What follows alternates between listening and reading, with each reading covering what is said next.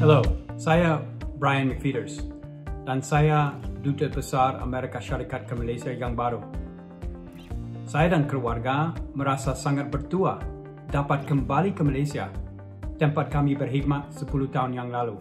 Kami menyukai orang, makanan dan budaya Malaysia yang kaya. Kami menjelajah taman negara, melihat sejarah kembali hidup di Melaka dan meneroka persekitaran marin di Sabah. Kami juga dapat mengenali ramai rakyat Malaysia yang hebat. Melalui kerja saya dengan kerajaan Malaysia, ahli perniagaan dan masyarakat awam, saya menghargai Malaysia sebagai rakan kongsi Amerika Syarikat yang penting dan anggota utama ASEAN. I've been a U.S. diplomat for 30 years and I've worked in places like Baghdad, Jakarta, and Washington, D.C. I've been a part of hardworking American teams at every embassy where I've served, and now I'm proud to begin leading our team here in Malaysia.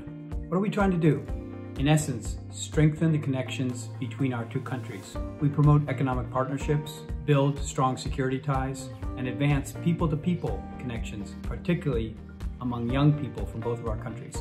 To paraphrase President Biden, we are stronger together. We can't do it alone.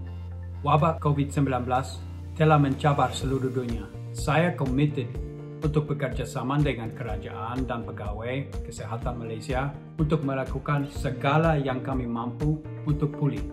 Itulah beberapa perkara yang akan diusahakan oleh pasukan kedutaan. Namun, kedutaan AS tidak dapat mencapai apa-apa tanpa Anda. Hubungi kami dengan idea dan cadangan Anda. Semoga jumpa nanti.